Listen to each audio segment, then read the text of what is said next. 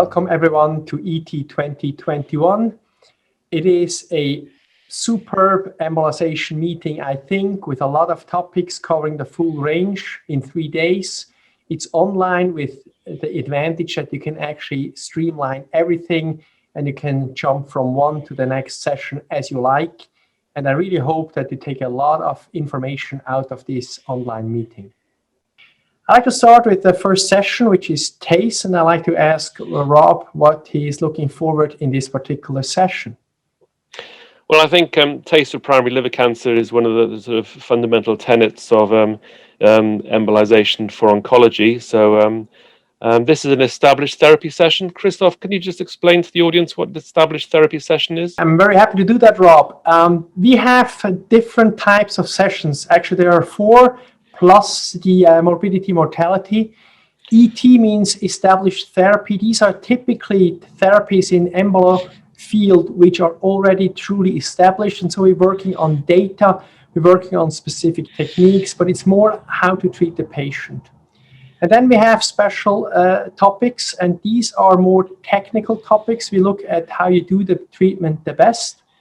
And one of my favorites is case remedy. Case remedy is a format which the speaker actually introduces a case, and along the case, you can discuss the details about the case, how you would approach it, and we hope this will be very interactive. And last but not least is the technical focus. These are more on techniques such as liquid embolization, particles, coarsen plugs, etc. Thanks, Christoph. Actually, they're very well thought out titles because they actually say what they do.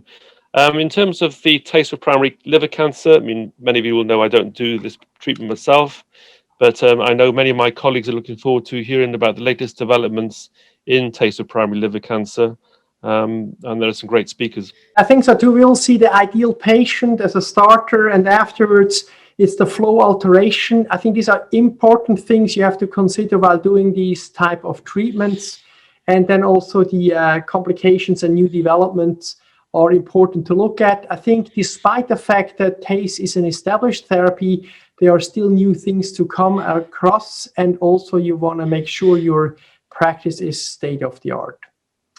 After this session, we have like a double session, which is on one hand, the hemorrhoid embolization therapies, and then we have the neuroendocrine tumors. Rob, which session will you go to?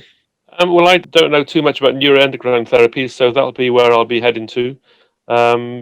This will be a state-of-the-art session on the current status of embolization for neuroendocrine tumors. So this will be a sort of extremely interesting session, I'm sure. Yeah, I think so. Neuroendocrine tumors are really the one metastatic tumor which really is very well suited for these local therapies. We'll cover different fields there, bland embolization, TACE, also radioembolization. And obviously, as it is important to know, the evidence will also be discussed in that session. I'd like to go to both of those sessions, in fact, because the session on hemorrhoids promises to be a really interesting session. This is one of the new uses for embolization, and there's a lot of work been going on this field in the last few years, so it'll be interesting to hear an update on where we're at with embolization of hemorrhoids by the experts who will be presenting. For this reason, when you have parallel sessions which you like both to watch, then you can do one on live and then you can look at the other on demand. I think there's the advantage on the online format. And I must say the hemorrhoid embolizations is, at the beginning it was a bit strange, but especially in patients when they have blood thinners, it's an excellent therapy and we use it more and more often with good results. And then we continue the morning with joints and case remedies and coils and plugs as technical focus. Again, the question, which one, or we learn both, but which are the focuses on these sessions for you, Rob? I always like to go to the device sessions. I mean, a lot of the material there is fundamental, but you always learn new things. And so I'll be heading for the coils and plugs to see what I can learn that I don't know already.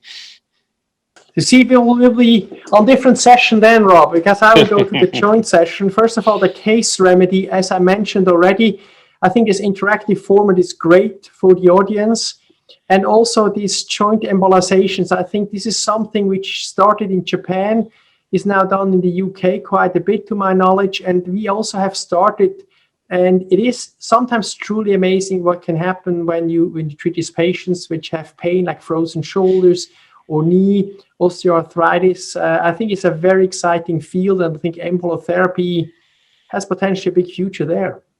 Yeah, no, I agree, and that's another session that I'll be catching up on after I've seen the first one. And then after like a short break, which is also interesting, you can do this yourself and maybe catch up with the other sessions. We will have thorax ENT and from a technical point of view, the temporary agent. I think temporary agents really are of interest to me. I think a lot of patients actually like to have nothing permanent in them. So it's interesting to learn about them, and I think there are some progress there. And I think if both are equal, then the temporary ones are maybe the ones the patient would prefer. What do you think? No, I agree. I think that temporary agents, i.e. gel foam or its related embolics were one of the first embolics that we used as embolotherapists, so to speak. So it's always good to be reminded that this is an extremely useful, these are extremely useful class of agents, and not very expensive for the most part. Looking at the partner session, the thorax ENT, I think embolization for hemorrhage, this will be mainly epistaxis and bronchial and hemoptysis. This is a key area for interventional radiologists. Some of the epistaxis is dealt by neuro, but certainly we all ought to be aware of how to treat these patients.